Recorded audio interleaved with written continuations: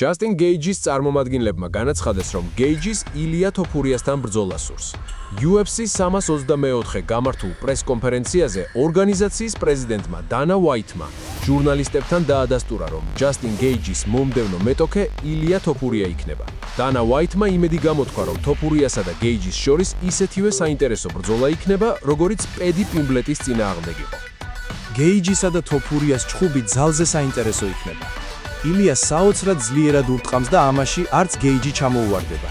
ფიქრობ, თუ გეიჯი ამ ბრძოლისთვის სწორად მოემზადება, ძალიან მაგარი ჩხუბი იქნება. განაცხადა დანა ვაითმა. მისივე თქმით, ასეთი დაპირისპირება გულშემატკივრებისთვის ნამდვილი სანახაობა იქნება, რადგან ორივე მებრძოლი დამორჩეულია აგრესიული სტილითა და მაღალი დონის დარტყმითი ტექნიკით.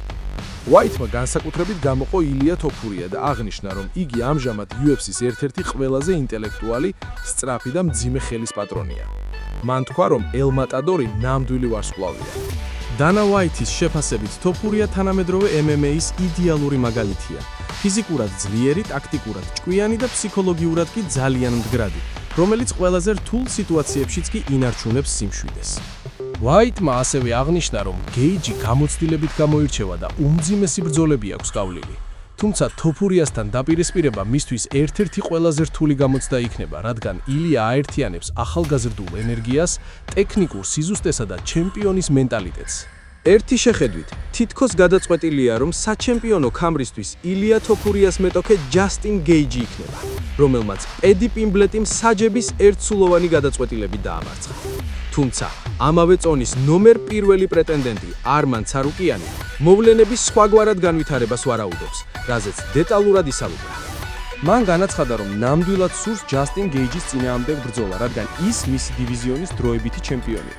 მისი თქმით, თუ თოფურია წელს ოქტაგონზე დაბრუნდება, მაშინ დიდი ალბათობით გეიჯი მას დაუპირისპირდება. თუმცა თუ ილია აპრილში ან ივნისში დროებით ჩემპიონთან ჩხუბს არ დათანხმდება, მაშინ თავად ჩაერთვება საქმეში. სომეხი მებრძოლის განცხადებით, გულშემატკივრებმა უნდა დაიმახსოვრონ მისი სიტყვები.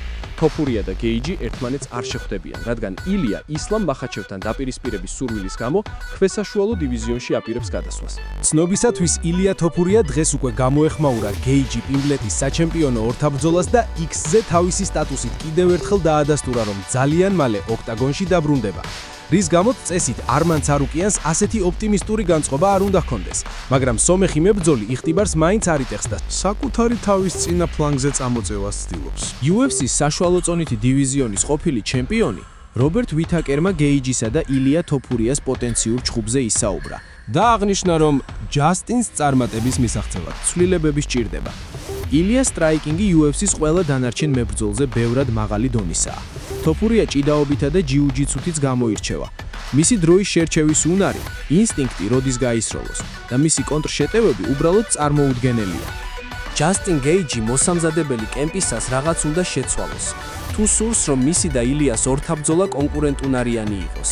გეიჯი, რომელიც პიმბლეტთან ნახეთ, თოფურიას ვერ დაამარცხებს. თუმცა შესაძლებელია პიმბლეტის წინააღმდეგ ასეთი გეგმა ჰქონდა და ილიასთვის სხვანაირად მოემზადება. განაცხადა მებრძოლმა. UFC-ს ლეგენდარულმა მებრძოლმა, ჟორჟ სენ-პიერმა, ABC-ს ინტერვიუ მისცა და ილია თოფურია შეაქო. სენ-პიერის თქმით, ელ მატადორს შეუძლია ყველა დროის საუკეთესო მებრძოლი გახდეს. ილია თოფურია შთამბეჭდავი მებრძოლია და უსაზღვრო პოტენციალი აქვს. ის სრულყოფილი მებრძოლია, ყველა ასპექტში შესანიშნავია, ნამდვილი ჩემპიონია და ახალგაზრდა ადამიანებისთვის ბრწყინვალე მისაბაძი მაგალითია. იმედი მაქვს ისლამ მახაჩევთან იჩხუბებს, რადგან ეს ორთაბრძოლა გულშემატკივრებისთვის საოცარი დაპირისპირება იქნება. ფიქრობ, თუ თოფურია ამ დონის ჩვენებას გააგრძელებს, შეძლებს ყველა დროის საუკეთესო მებრძოლი გახდეს. მან უბრალოდ კონცენტრაცია არ უნდა დაკარგოს და ყველაფერი აქვს, რათა GOAT-ის სტატუსი დაისაკუთროს. 100%-ით 100-ია. მას წარმატებას უსურვებ. ცნობისთვის, სენ-პიერი UFC-ს ყველა დროის ერთ-ერთ საუკეთესო მებრძოლად ითვლება და ორგანიზაციის დიდების დარბაზის წევრია. კანადელია, 2 წონითი დივიზიონის ყოფილი ჩემპიონია და ტიტული ქვესაშუალო და საშუალო წონებში დაისაკუთრა. მერაბ დვალიშვილი UFC 324-ს დაესწრო, რომლის მთავარი მოვლენა ჯასტინ გეიჯისა და პედი პიმბლეტის დაპირისპირება იყო. მანქანამ YouTube-ის საკუთარ არხზე ვიდეო გამოაქვეყნა და გეიჯისა და პიმბლეტის ჩხუბთან დაკავშირებით კომენტარი გააკეთა. დარწმუნებული ვარ, ილიას ახლა ეცინება, რადგან პიმბლეტსა და გეიჯის ბინზური კრივი აქვთ. ისინი თავდაუზოგავად იბრძვიან, მაგრამ კაგი ტექნიკა არც ერთს აქვს.